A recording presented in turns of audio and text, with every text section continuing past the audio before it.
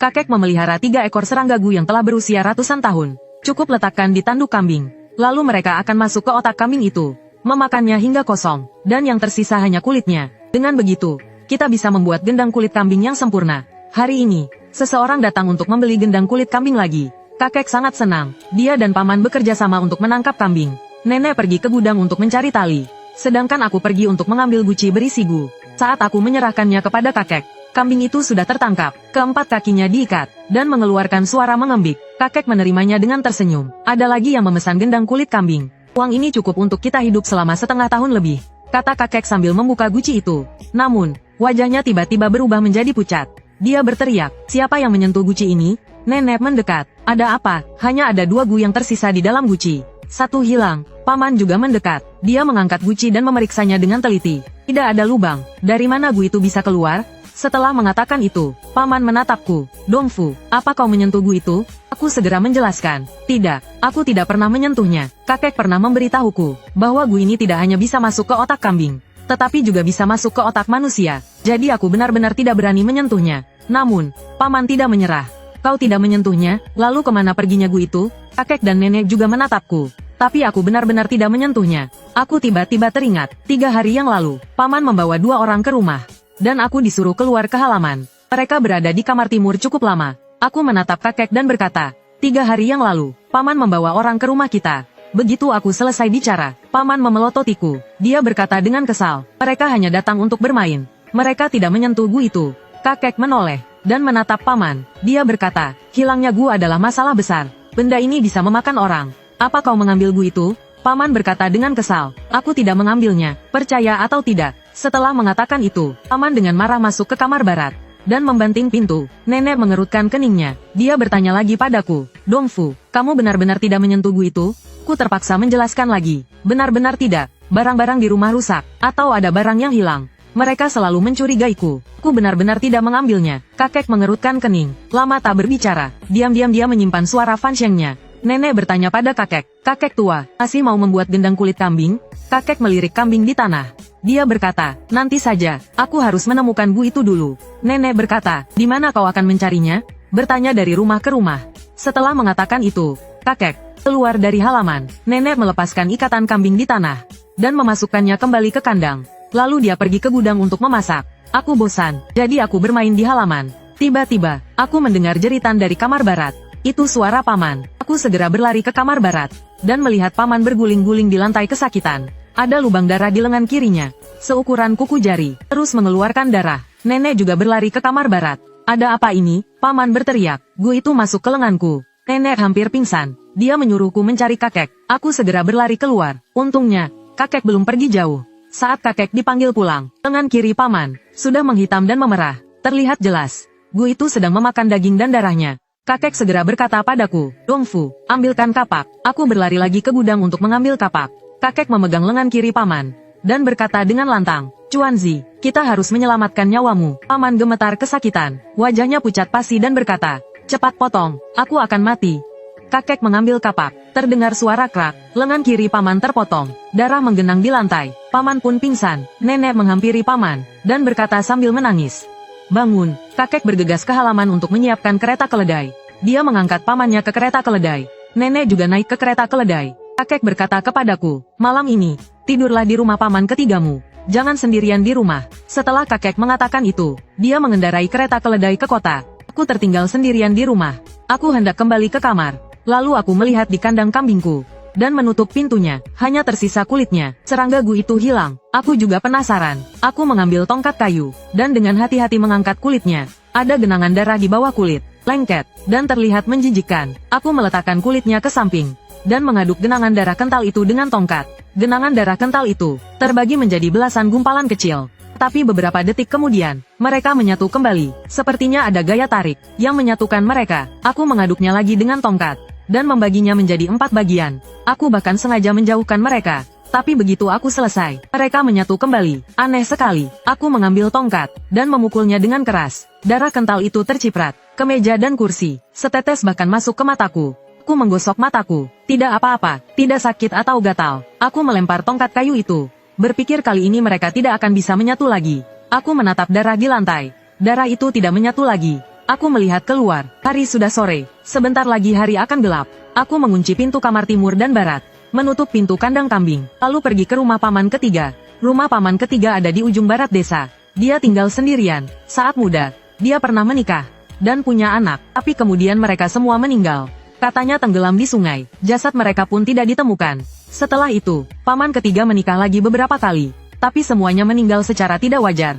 Penduduk desa bilang kakek tiga pembawa sial bagi istrinya. Tak ada yang berani menikah dengannya. Kakek tiga hidup sendiri selama puluhan tahun. Aku masuk ke halaman rumah kakek tiga. Aku memanggil, kakek, tak ada jawaban. Rumah kakek tiga punya 2 kamar. 1 kamar tidur di sisi timur.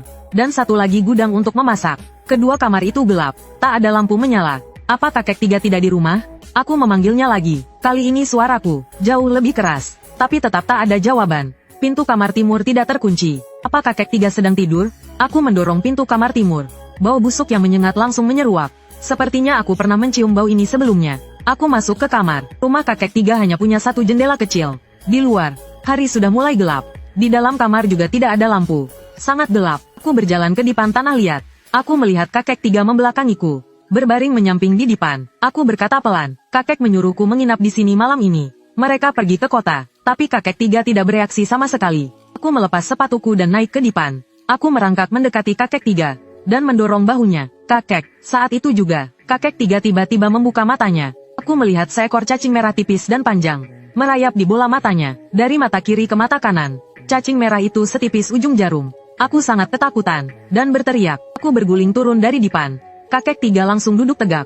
Dan menyalakan lampu. Kakek tiga berkata, Dongfu, kenapa kau di sini? Kemarilah. Kakek tiga melambaikan tangannya padaku. Aku tanpa sadar menatap matanya. Kedua matanya merah. Dan penuh dengan urat merah. Aku takut urat merah itu akan pecah. Melihatku diam saja. Kakek tiga berkata lagi, Dongfu, ada apa? Aku berdiri dari lantai. Dan berkata pelan, kakek, tadi waktu kakek membuka mata. Aku melihat cacing merah merayap di bola mata kakek. Kakek mengerutkan keningnya. Dan tertawa, omong kosong. Cacing merayap di bola mata? Masih hidupkah orang itu? Melihatku diam saja. Paman ketiga bertanya lagi, sudah malam begini. Kenapa kau datang ke rumahku sendiri? Di mana kakek dan nenekmu? Aku pun berkata jujur. Paman muda digigit Bu di lengannya. Kakek dan nenek membawanya ke kota. Tidak ada orang di rumah. Kakek menyuruhku menginap di rumahmu. Paman ketiga tertegun sejenak. Ia mengerutkan keningnya dan berkata, Chuanzi digigit Bu. Aku mengangguk. Paman ketiga menghela napas panjang. Aku sudah memperingatkan kakekmu. Bu itu tidak boleh dipelihara. Tapi kakekmu tidak mendengarkan. Sekarang lihat, lengan Chuanzi sampai digigit. Paman ketiga duduk dari tempat tidurnya. Ia menghela napas beberapa kali. Entah apa yang dipikirkannya. Lalu paman ketiga melemparkan selimut dan celana padaku. Tidurlah. Aku masih agak takut. Dan naik ke dipan tanah dengan hati-hati. Paman ketiga tertawa dan berkata, untuk apa menjauh dariku? Aku tidak akan memakanmu. Setelah mengatakan itu, paman ketiga menarik selimutku ke dekatnya. Kami jadi sangat dekat. Paman ketiga mematikan lampu. Ia berkata, tidurlah. Besok aku akan menjenguk Chuanzi. Paman ketiga cepat tertidur. Dengkurannya terdengar seketika. Tapi aku tidak bisa tidur. Aku tadi jelas-jelas melihat seekor serangga tipis dan panjang. Merayap di bola mata paman ketiga. Mungkinkah aku salah lihat? Ku duduk dengan hati-hati. Dan menoleh untuk melihat paman ketiga. Matanya terpejam. Napasnya berat. Mulutnya sedikit terbuka. Memperlihatkan beberapa giginya. Tidak ada yang aneh. Aku baru saja akan berbaring untuk tidur. Ketika kulihat mata kiri paman ketiga tiba-tiba terbuka. Mata kirinya dipenuhi pembuluh darah merah. Aku memanggilnya pelan. Paman ketiga. Paman ketiga tidak bereaksi lagi. Aku memperhatikan mata kirinya. Tiba-tiba, pembuluh darah merah di mata kirinya bergerak. Mataku terbelalak. Aku mendekat untuk melihat lebih jelas. Yang menempel di bola mata paman ketiga bukanlah pembuluh darah merah, melainkan serangga merah yang tak terhitung jumlahnya. Mereka bergerak perlahan. Kulihat merinding. Saat itu, mata kanan paman ketiga tiba-tiba terbuka. Mata kanannya juga sudah sepenuhnya memerah.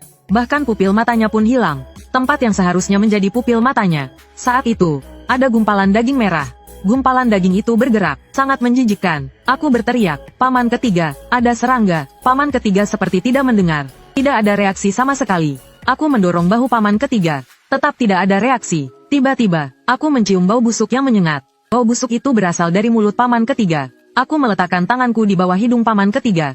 Tidak bernapas. Paman ketiga sudah meninggal. Aku ketakutan setengah mati. Aku meringkuk di sudut ruangan. Berteriak sejadi-jadinya. Tiba-tiba, seekor serangga tipis dan panjang merayap keluar dari mulut paman ketiga. Ia menjulurkan kepalanya, lalu kembali masuk ke dalam mulut paman ketiga. Aku berguling-guling turun dari dipan tanah liat, dan berlari sekuat tenaga keluar. Entah berapa lama aku berlari. Akhirnya aku sampai di rumah. Aku membuka pintu kamar timur, lalu menyalakan lampunya. Aku meringkuk di sudut ruangan. Bayangan serangga merah memenuhi pikiranku. Aku terlalu takut untuk tidur. Jadi aku duduk sampai pagi. Hingga pintu halaman rumahku terbuka. Kakek pulang. Aku bergegas turun dari dipan giok dan berlari ke halaman. Kakek. Akhirnya kakek pulang. Wajah kakek tampak sedih. Jelas ada yang dipikirkannya. Dia bertanya padaku, Dongfu, apa kau menginap di rumah paman ketigamu? Lalu aku berkata, paman ketiga meninggal. Meninggal tadi malam. Omong kosong. Paman ketigamu selalu sehat. Kakek tidak percaya padaku. Aku tidak bohong. Paman ketiga benar-benar meninggal. Kalau kakek tidak percaya, ikutlah aku untuk melihatnya. Aku menarik lengan kakek dan berjalan keluar halaman.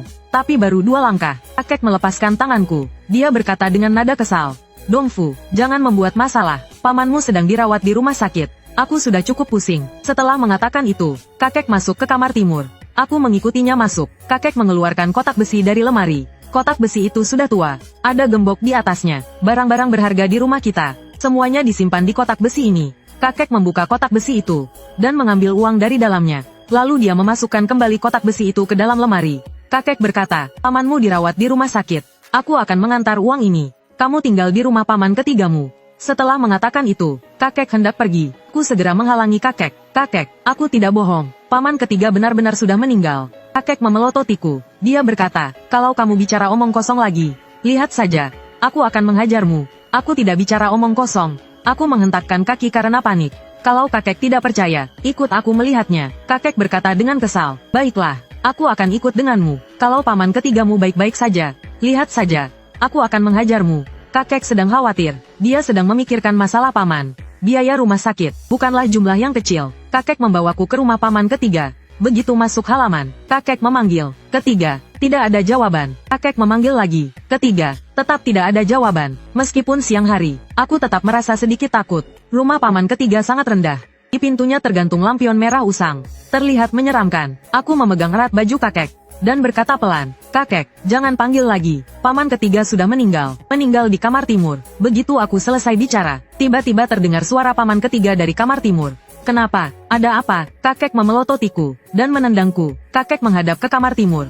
Ketiga, aku harus pergi ke kota. Dongfu akan tinggal di rumahmu beberapa hari. Aku pergi dulu. Setelah mengatakan itu, kakek berjalan keluar halaman. Aku segera mengejarnya dan memegang erat lengan kakek. Kakek mengerutkan kening dan berkata, Dongfu, apa yang ingin kamu lakukan? Bisakah kamu sedikit mengerti? Pamanmu masih di rumah sakit. Menunggu aku membawakan uang. Aku menoleh ke ruang timur. Mencekam, aku tidak berani tinggal. Kakek, aku ingin ikut ke kota. Tidak bisa, rumah sakit tidak ada tempat untuk anak-anak. Kakek melepaskan tanganku. Dia hendak pergi. Aku tahu kakek sedang terburu-buru. Harus mengantarkan uang untuk menyelamatkan paman. Tapi aku benar-benar tidak berani tinggal di rumah kakek ketiga. Aku mati-matian tidak mau melepaskan tangannya. Kakek marah. Dia memukulku dengan keras. Lepaskan. Air mataku berlinang. Menatap kakek. Aku tidak berani melepaskan. Kakek berkata, kamu sudah besar. Bisakah kamu mengerti sedikit? Begitu kakek selesai bicara, aku mendengar suara pintu terbuka. Kakek ketiga keluar dari ruang timur. Kakek membawaku ke hadapan kakek ketiga. Kakek berkata, ketiga, mengapa wajahmu begitu pucat? Tatapan kakek ketiga keruh, tapi tidak seperti tadi malam. Ada guratan merah. Kakek ketiga berkata, aku kedinginan. Dongfu tinggallah di sini beberapa hari. Aku harus ke rumah sakit. Kakek ketiga menatapku. Sepertinya dia mengamatiku. Dia tersenyum dan berkata, baiklah, berapa hari pun boleh. Dia bertanya, apakah kondisi Chuanzi sudah membaik? Kakek menghela nafas. Dia berkata, kehilangan satu lengan. Tidak tahu bagaimana hidupnya nanti. Kakek menyerahkanku pada kakek ketiga dan langsung pergi. Aku berteriak, aku ikut denganmu. Aku mencoba melepaskan diri dari tangan kakek ketiga. Tapi dia mencengkeramku erat-erat. Kujangnya menancap di dagingku. Aku menoleh ke kakek ketiga. Mata yang tadinya keruh, kini dipenuhi serangga merah. Wajahnya juga menunjukkan senyum menyeramkan. Dongfu, masuklah ke dalam denganku. Kakek ketiga menarik lenganku dan menyeretku ke ruang timur. Aku meronta-ronta sekuat tenaga. Melihat punggung kakek menjauh, aku tidak boleh masuk ke ruang timur. Jika masuk, kemungkinan besar aku akan mati. Aku pernah mencium bau busuk dari tubuh kakek ketiga. Dalam kepanikan, aku berteriak ke arah kakek yang berjalan menjauh. Kakek, kek, aku menemukan gunya. Benar saja, kakek berhenti. Dia menoleh ke arahku. Kau menemukannya di mana? Aku sudah tahu. Kakek sangat peduli dengan gu itu. Dia pasti akan kembali. Kakek kembali ke arahku. Masuk ke halaman. Paman ketiga melepaskan tanganku. Dia menatapku dengan tatapan tajam. Aku bersembunyi di belakang kakek dan berbisik, di kamar barat. Aku sudah memasukkannya ke dalam toples. Kakek melirikku, lalu menatap paman ketiga. Ketiga, aku akan membawa Dongfu pulang dulu. Nanti aku suruh dia kembali ke sini. Paman ketiga tersenyum masam dan berkata, baiklah, nanti juga tidak apa-apa. Setelah mengatakan itu, paman ketiga berbalik dan masuk ke kamar timur. Gerakannya kaku dan lambat, seperti kambing tua. Kakek membawaku pulang. Begitu masuk halaman, dia bertanya, Gunya di mana? Aku berbisik, Gunya tidak ketemu. Wajah kakek langsung berubah menjadi muram. Dia menendangku. Kau ini kenapa? Setelah memarahiku, kakek naik ke kereta keledai dan pergi keluar halaman. Aku berlari kecil mengikutinya, sambil berteriak, aku ikut kakek. Kakek tidak berniat berhenti. Kereta keledai pun melaju semakin kencang. Akhirnya kakek hanya berkata, tinggallah di rumah paman ketigamu. Sesampainya di ujung desa, aku sudah tidak kuat berlari lagi, dan terpaksa berhenti. Aku hanya bisa melihat kereta keledai itu semakin menjauh. Aku merasa sedih, dan sakit hati. Aku berjongkok dan menangis. Entah sudah berapa lama aku menangis. Air mataku pun sudah kering, tetapi kakek tidak juga kembali. Akhirnya aku pulang sendiri. Begitu masuk halaman, aku melihat pintu kandang kambing terbuka.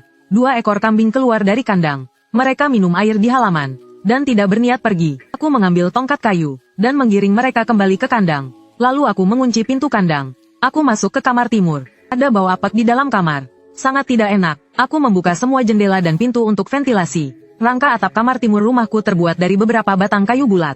Setiap kali hujan, akan ada bau apek dari kayu. Hujan baru turun 2 hari yang lalu. Bau apeknya sangat kuat akhir-akhir ini. Aku duduk melamun di depan tanah liat. Tidak lama kemudian, aku mulai mengantuk. Lagi pula, aku tidak tidur semalaman kemarin. Aku langsung tidur di depan tanah liat. Saat aku membuka mata lagi, hari sudah gelap, cahaya bulan masuk melalui jendela. Aku hampir tidak bisa melihat perabotan di dalam kamar. Aku baru saja duduk, lalu melihat pintu gerbang rumahku didorong terbuka. Sesosok orang masuk, sosok itu membungkuk. Cara berjalannya kaku. Itu Paman San. Aku segera menutup pintu kamar timur, dan menutup jendela. Tapi Paman San tidak menuju ke kamar timur, melainkan masuk ke kandang kambing. Tidak lama kemudian, aku mendengar teriakan kambing yang mengerikan. Teriakan itu sangat menakutkan. Aku segera turun dari depan tanah liat, membuka lubang ruang bawah tanah rumahku, dan masuk ke dalamnya. Ruang bawah tanah rumahku menyimpan barang-barang yang tidak terpakai, dan beberapa pisau dapur berkarat. Aku meringkuk di sudut ruang bawah tanah, berdoa agar Paman San tidak masuk ke rumah. Tidak lama kemudian, teriakan kambing berhenti. Aku mendengar suara pintu didorong. Paman San tetap masuk ke rumah. Aku mencium bau busuk yang tidak enak lagi, seperti daging busuk. Dongfu. Paman San memanggil namaku. Suaranya serak, terdengar aneh. Aku menutup mulutku dengan tangan, tidak berani bersuara. Tiba-tiba, papan kayu yang menutupi ruang bawah tanah digeser. Kepala Paman San masuk. Dia melihatku. Dia tersenyum padaku. Aku sangat ketakutan. Seluruh tubuhku lemas, bahkan tidak bisa bersuara. Tapi mataku tetap menatap lubang ruang bawah tanah. Takut Paman San akan turun. Tapi setelah menunggu lama, aku tidak melihat Paman San. Aku terus menatap lubang ruang bawah tanah. Sepanjang malam, sampai pagi tiba, aku mendengar ayam berkokok. Tapi Paman San masih belum turun. Aneh sekali, kemana dia pergi? Aku melihat pisau dapur di lantai. Pisau dapur yang tadinya berkarat itu, entah sejak kapan, ada bercak darah di atasnya. Dan bukan hanya satu tetes, melainkan banyak. Aku berjalan hati-hati ke mulut lubang bawah tanah, dan melihat ke atas. Tidak ada siapa-siapa. Aku memanggil, Paman ketiga. Tidak ada jawaban. Udara di lubang bawah tanah sangat pengap. Aku di sana semalaman, dan hampir tidak tahan lagi. Maka aku pun merangkak keluar dengan hati-hati. Perabotan di rumah tidak berubah, tetapi ada beberapa jejak kaki di lantai. Jejak kaki yang besar, sepertinya jejak kaki Paman ketiga. Hari sudah pagi, aku tidak terlalu takut lagi. Aku ingat Paman ketiga masuk ke kandang kambing tadi malam. Entah bagaimana keadaan kambing-kambing itu. Aku berlari ke kandang kambing. Semua kambing di kandang hilang. Hanya ada mayat Paman ketiga. Lebih tepatnya, selembar kulit manusia tergeletak di tanah. Isi tubuh Paman ketiga telah dimakan habis. Aku ketakutan setengah mati. Aku berguling-guling keluar dari kandang kambing. Paman ketiga sudah mati, dan kambing-kambing di rumah juga hilang.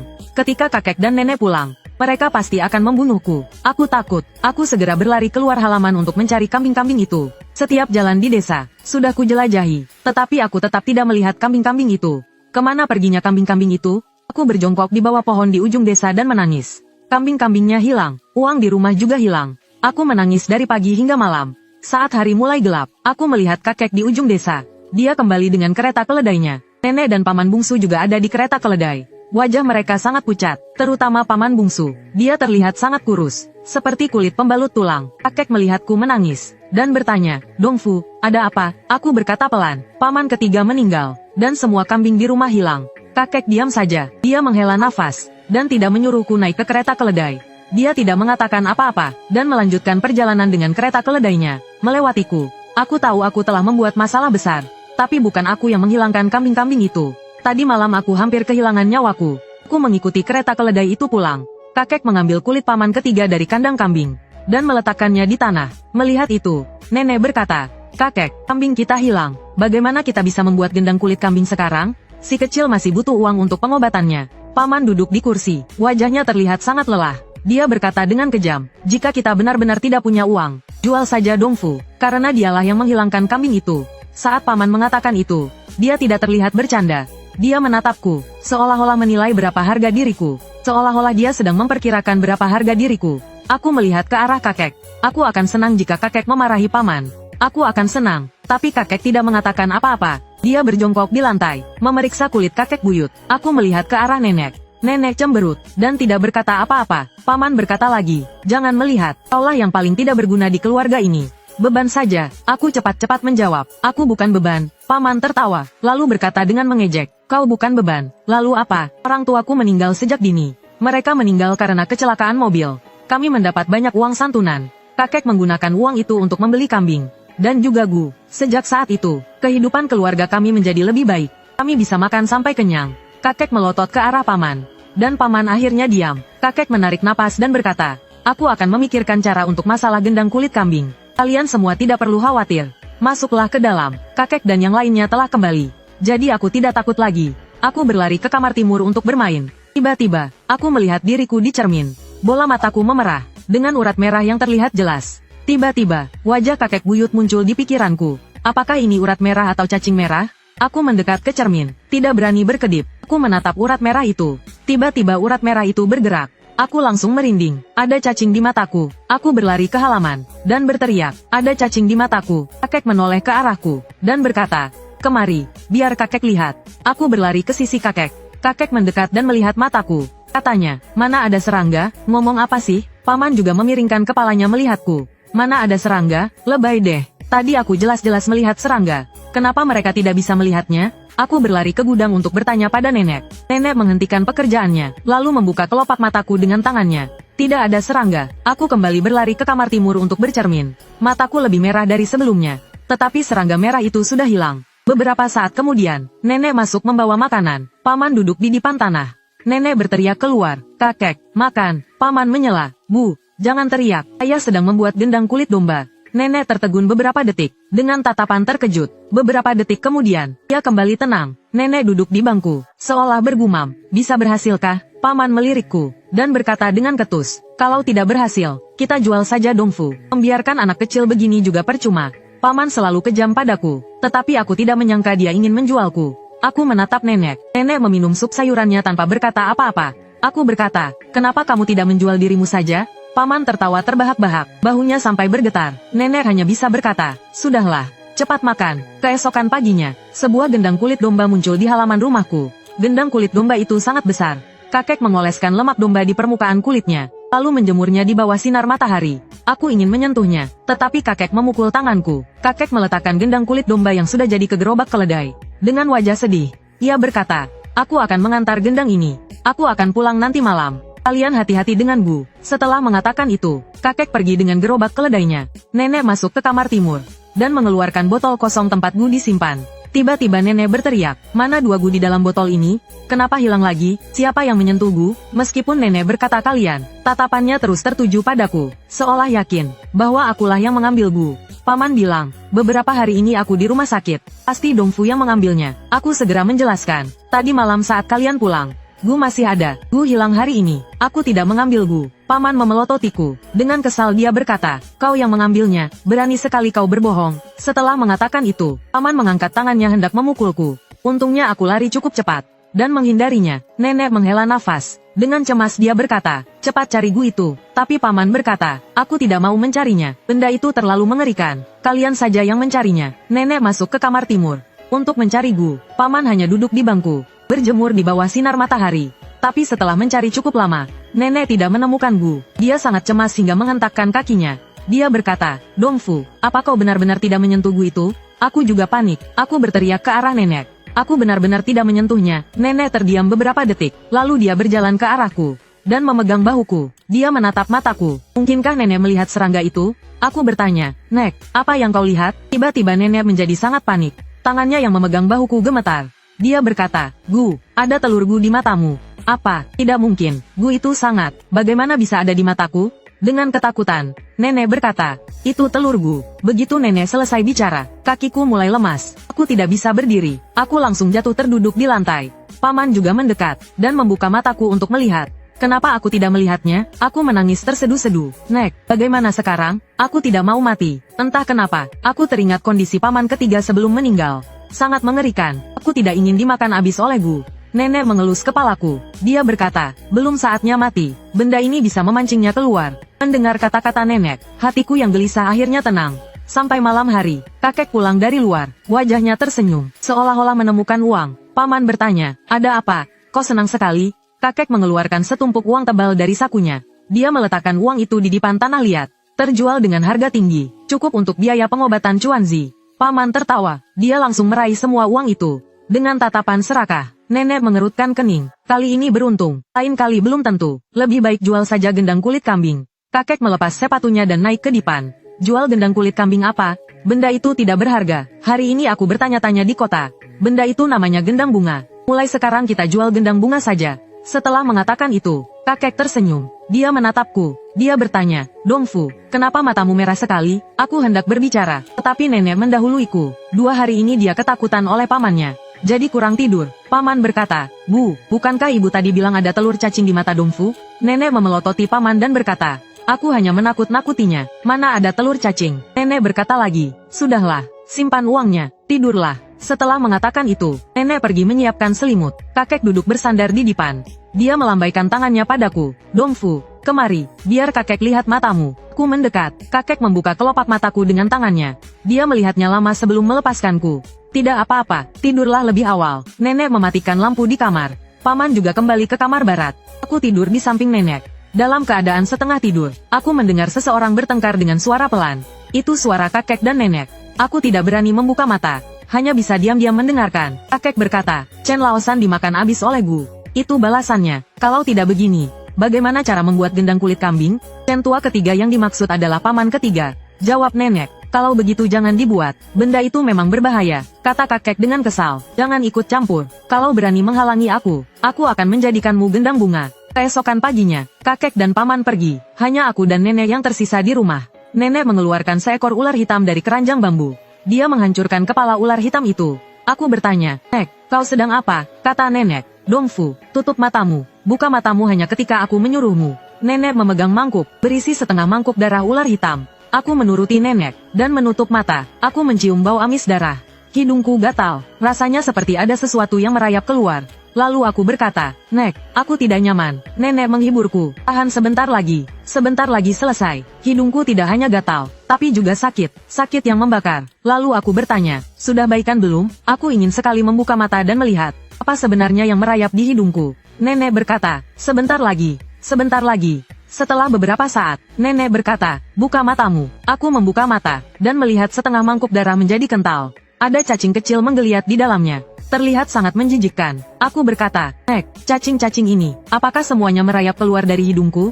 Nenek menarik napas. Dia berkata, untungnya itu hanya telur cacing. Kalau itu cacing Gu, kau pasti sudah habis dimakan. Kata-kata nenek, membuat punggungku merinding. Untunglah nenek menyelamatkanku. Nenek meletakkan mangkuk di tanah untuk menarik ayam jantan peliharaan kami. Dengan cepat telur cacing di mangkuk itu dimakan habis. Nenek berkata, Dongfu, saat aku tidak di rumah, jauhi kakek dan pamanmu. Aku mengangguk. Baiklah. Saat malam tiba, paman dan kakek kembali. Mereka membawa sebuah karung. Karung itu masih bergerak-gerak. Paman tertawa dan berkata, di bukit belakang sana, ada kambing liar. Nenek mengerutkan kening dan berkata, Gu, serat, di rumah sudah hilang. Meskipun ada kambing, kita tidak bisa membuat gendang kulit kambing. Kakek berkata, kalau tidak bisa buat gendang kulit kambing, kita buat gendang bunga saja. Itu lebih berharga daripada gendang kulit kambing.